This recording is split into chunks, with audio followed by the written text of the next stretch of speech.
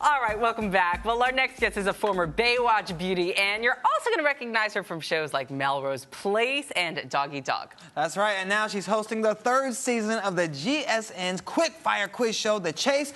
Brooke Burns, welcome to Arise 360. Hey guys, thanks for having me. Yeah, no, it's great to see you. Well, you know, The Chase is it's so intense, right? It's a game show, and it really focuses around the Beast. For those who don't know who or what the Beast is, tell us who it is. Well, I like to say that The Chase is the greatest quiz show on television, of course. Right. I'm a big fan myself, but mostly because of the amazing Mark Labette, a.k.a. The Beast, as you said. He is a British genius who we brought over from the UK version of the show, and he plays in speed and multiple choice trivia rounds against 3 Americans per show for up to $250,000. Wow, well, let's take a look. We have a clip. Oh, great. All right. If you undergo a blepharoplasty, which drooping body parts will your doctor fix? Breasts, butt cheeks, or eyelids? Both walked in pretty quickly there. I'm hoping that's a good sign. Muffy says... eyelids. Do you know this one? I don't really see the prefix for breasts or butts, so I went with eyes. All right, is the correct answer eyelids? Yes, So they're in a chase right there for $50,000, and he was 2 steps behind, and that's when the game does really get intense, as you said, because it's every question counts, and he's so good, he hardly ever misses. I was going to say he has an IQ of like 155. Yeah. Does he ever lose? That's crazy. Barely, and that's why when he does, we celebrate. Well, I'm just amazed, like, how does he know all of this knowledge? Does he study encyclopedias all day long? You would think so, definitely. He has a bit of a photographic memory, is what he has said. And what I love about him is he's also very humble, offset. He's, you know, he's a math teacher. He was a substitute math teacher before he did the show. He's got 3, degrees, though, in math and everything from Glen Morgan and Oxford. And but he has been studying up on his American trivia, because the first season of The Chase that we did here was actually his first time ever visiting America. So we got him on a couple of questions like Baskin Robbins. I took him to his first Dodger game, that kind of stuff. No, so we're always looking for something the Beast doesn't know. A little American flavor. Right. You know, people are obviously competing for lots of cold, hard cash in this. What's the most amount of money that people have walked away with that you've seen? Oh, wow. One guy on his own walked away with $180,000. Wow. So they each That's play, impressive. the 3 people play individually throughout the game, and then they can come together in the final chase if they make it through their individual chase. So how did you end up at The Chase? And what attracted you to the show? I never thought in a million years that I would be hosting a game show. It just wasn't even, on my radar. But I had worked with Amy Introcaso-Davis, who's one of the heads of GSN now, when she was over at Oxygen, and she brought me in and she goes, "Let me just tell you about the show."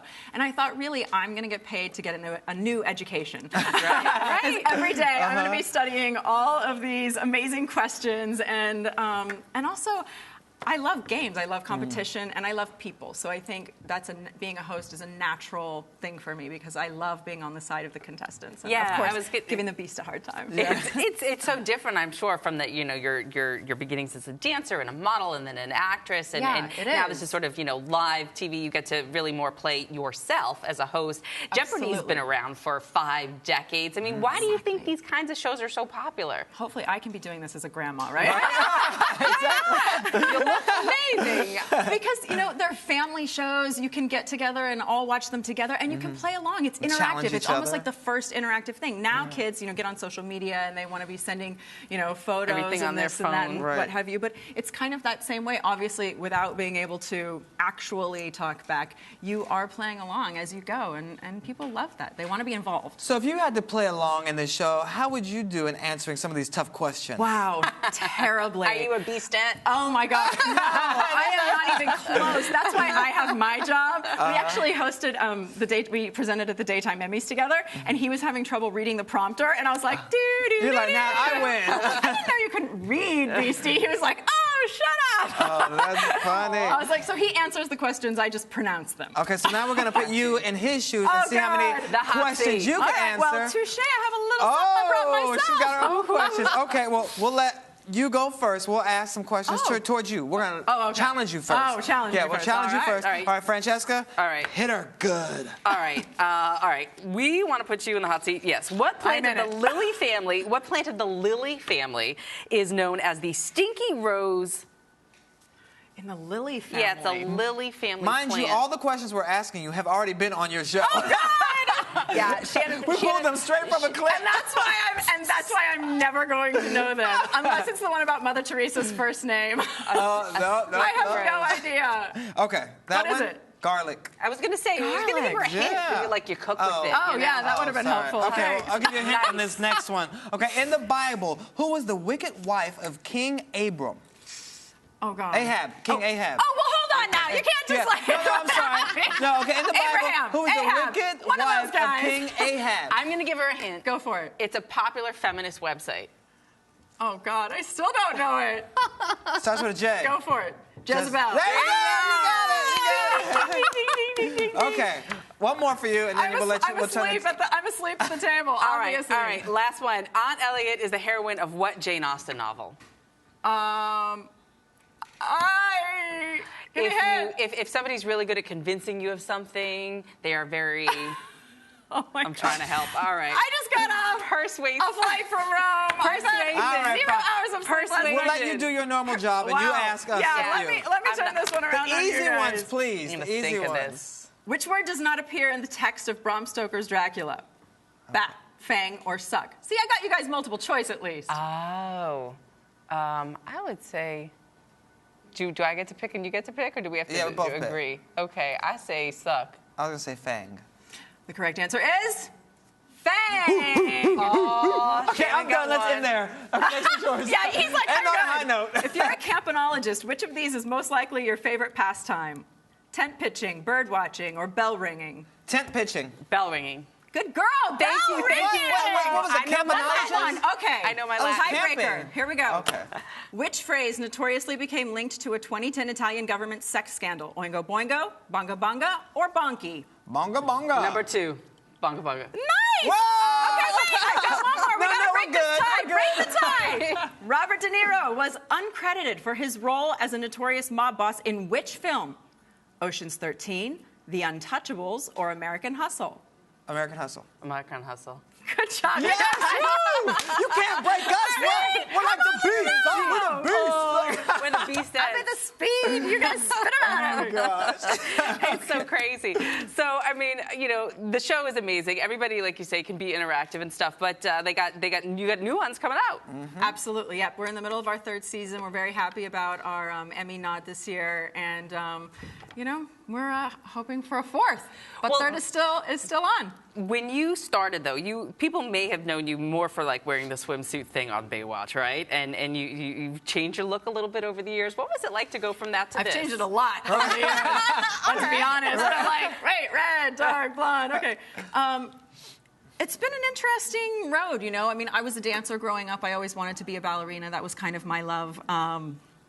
But I kind of ended up, you know, I tore my ACL snow skiing. I broke my neck in 2005. Always living life on the edge. I was about to say. But yeah, it is interesting how, you know, the Baywatch thing always kind of comes back around just because it was such an internationally known show.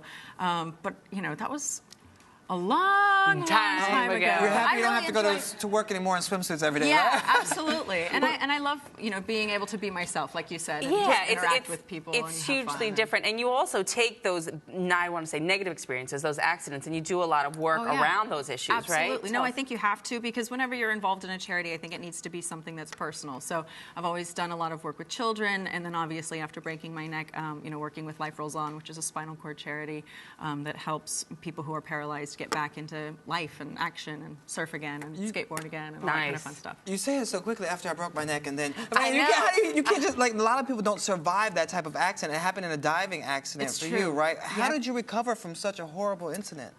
You know, I had a great foundation just with my family and a great support system around me, but it is one of those stories where I have a C345 fusion. I have a rod, 2 plates, 10 screws in my neck, and I do pass over it now because it feels second nature to me. But they actually use my story as an exception to the rule in paramedic school because most people with my break are quadriplegics, and they're not walking. So were you afraid that you would not walk again? Oh yeah, I was paralyzed down my left side for a short period of time, and then after the surgery, I was very lucky that my spinal cord was bruised but not actually severed. Wow. So, such a blessing. Yeah, it is a blessing. Such and I'm glad you're gratitude. sharing your story with so many people around the world when you're doing your nonprofit So work. inspirational, Thank for you. sure. Yeah. And, you know, just let people know when they can catch you on The Chase, because obviously The Chase is on to tune Tuesday in. nights, 8 p.m. Pacific/Eastern. And what's next for you besides this show? Hopefully no more dangerous stunts. Yeah, exactly. I'm trying to stay on the hosting side. I also host another show called Motor City Masters on True TV, which is also on Tuesday nights, but at 10 p.m. So if you want to get really tired of me, get in front of the TV on Tuesday night. All right. We love it. Tuesdays with Brooke. That's it. All right. Thank you so much for joining us. Thanks for coming on 360. Thanks for having me. All right. We'll be right back with more Rise Entertainment 360.